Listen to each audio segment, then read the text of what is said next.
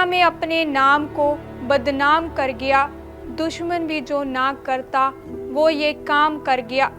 अलकिस्सा लेके साथ वो जासूस आ गया, पकड़ाने शहजादों को मनहूस आ गया। वाहिगुरु जी का खालसा, वाहिगुरु जी की फतेह। माता गुजरी जी ते दो छोटे साहिबजादे बाबा जोरावर सिंह ते बाबा फतेह सिंह सरसा नदी ते परिवार नालों विछड़ के उस रात कुमा मासकी दी छन विच ठहरन तो बाद गंगू ब्राह्मण दे नाल उसदे पिंड खेड़ी विखे उसदे घर विच आ पहुंचदे ने। इस समय माता जी कोल कुछ मोहरां सन। उन्हां मोहरां नूं वेख के गंगू दा मन डोल जांदा है। गंगू अद्धी रात नूं उन्हां मोहरां दी चोरी कर लैंदा है। सवेरे जदों माता जी गंगू नूं पुछदे ने कि जेकर मोहरां दी तैनूं जरूरत सी तां तूं मंग के लै लैंदा, इह चोरी वर्गा बुरा काम क्यों कीता।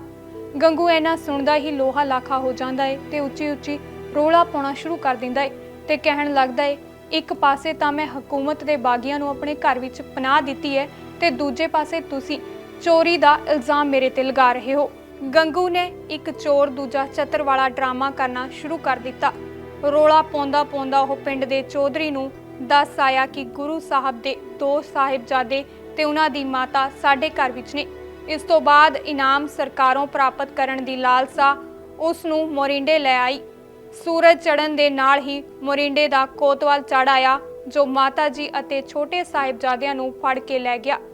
रात माता जी नूं अते छोटे साहिबजादियां नूं कोतवाली विच रखिया गया, जिस तो बाद उन्हां नूं सवेरे बसी दे ठाणे अते फिर सरहंद लिजाया गया। पो दियां ठंडियां रातां नन्नियां जिंदां ते माता गुजरी जी सरकारी हुक्म नाल भुखण भाणे ठंडे बुरज विच कैद कर दिते गए।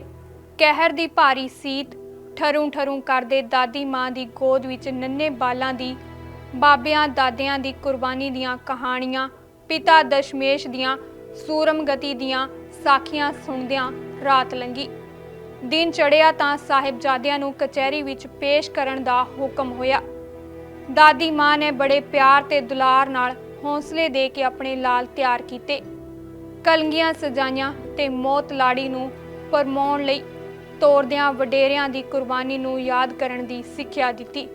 जाने से पहले आओ गले से लगा तो लूं, केसों को कंघी कर दूं, जरा मुंह दुला तो लूं, प्यारे सरों पे नन्ही सी कलंगी सजा तो लूं, मरने से पहले तुमको दुला तो लूं। सवेर हुंदियां ही वजीर खान दे सिपाही दोनों साहिबजादियां नूं लैण वास्ते आ गए अते पैदल ही नवाब वजीर खान दी कचहरी वल लै गए।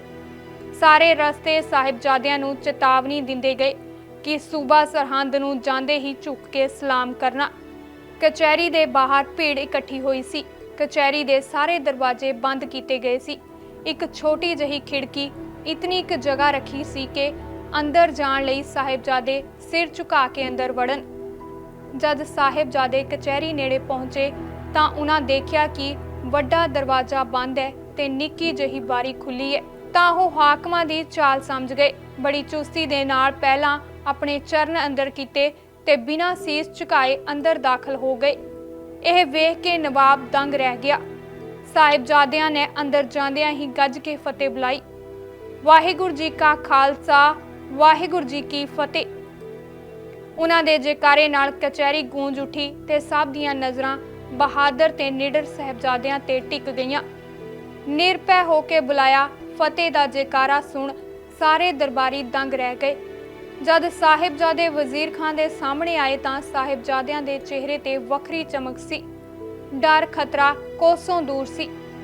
दीवान सुचा नंद ने साहिबजादियां नूं वजीर खान दी कचहरी विच पेश कीता, जिथे वजीर खान, काजी अते होर दरबारी अहलकार भी मौजूद सन। सुचा नंद कहण लगा, बच्चों, नवाब साहब नूं झुक के सलाम करो। साहिबजादियां ने उत्तर दिता, असीं गुरु अते रब तो बिना किसे अगे सीस नहीं निवाउंदे। यही सिक्ख्या सानू साडे पिता गुरु जी ने दिती है। सुचा नंद समझाउण लग्या कि मैं भी हिंदू हाँ, मैनू तुहाडे नाल हमदर्दी है। तुहाडे पिता ते दोनों वड्डे भरा लड़ाई विच मारे गए ने। गुस्ताखी करोगे तां तुसीं भी मारे जाओगे, माफ़ी मंगोगे तां बख्श दिते जाओगे। साहिबजादियां ने बड़े बेखौफ होके जवाब दिता, असीं गुरु गोबिंद सिंह अते गुरु तेग बहादुर दी औलाद हाँ। ਧਰਮ ਲਈ ਸ਼ਹੀਦ ਹੋਣਾ ਜਾਣਦੇ ਹਾਂ, ਧਰਮ ਛੱਡਣਾ ਨਹੀਂ। ਮੌਤ ਤੋਂ ਸਾਨੂੰ ਡਰ ਨਹੀਂ ਲੱਗਦਾ। ਸਾਹਿਬਜ਼ਾਦਿਆਂ ਨੂੰ ਪਿਆਰ ਦਿਆਂ ਧਨ ਦੌਲਤਾਂ, ਜਗੀਰਾਂ ਅਤੇ ਰਾਜ ਭਾਗ ਦੇ ਲਾਲਚ ਦਿੱਤੇ ਗਏ। ਸਾਹਿਬਜ਼ਾਦਿਆਂ ਨੂੰ ਧਨ ਦੌਲਤਾਂ, ਜਗੀਰਾਂ ਅਤੇ ਰਾਜ ਭਾਗ ਦੇ ਵੱਡੇ ਲਾਲਚ ਦਿੱਤੇ ਗਏ। ਸੂਬੇਦਾਰ ਸਮਝਾਉਣ ਲੱਗਾ ਕਿ ਤੁਹਾਡੇ ਪਿਤਾ ਤੇ ਦੋਵੇਂ ਵੱਡੇ ਭਰਾ ਮਾਰ ਦਿੱਤੇ ਗਏ ਨੇ, ਤੁਸੀਂ ਸਿੱਖੀ ਤੋਂ ਕੀ ਲੈਣਾ ਹੈ?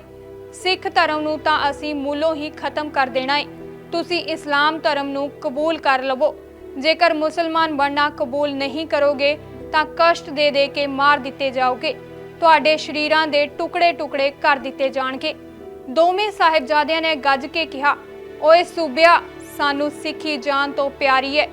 ਦੁਨੀਆ ਦਾ ਕੋਈ ਵੀ ਲਾਲਚ ਸਾਨੂੰ ਸਿੱਖੀ ਸਿਦਕ ਤੋਂ ਡੁਲਾ ਨਹੀਂ ਸਕਦਾ। ਅਸੀਂ ਦਸ਼ਮੇਸ਼ ਪਿਤਾ ਦੇ ਸ਼ੇਰ ਬੱਚੇ ਹਾਂ ਤੇ ਕਿਸੇ ਪਾਸੋਂ ਨਹੀਂ ਡਰਦੇ।